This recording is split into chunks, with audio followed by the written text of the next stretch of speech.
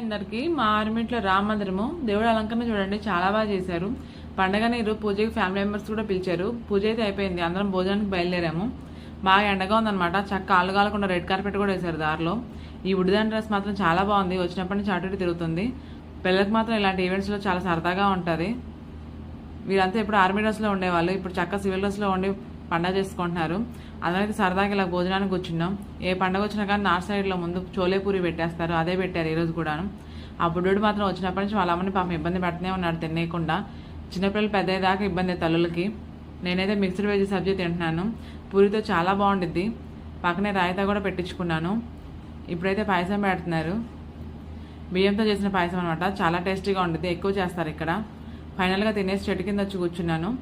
మా పండగ అయితే ఈసారి ఇలా జరిగిందనమాట. సరదాగా ఉంది అందరితో భోజనం కలిసి తినడం. మీకు ఈ వీడియో నచ్చితే ప్లీజ్ సబ్స్క్రైబ్.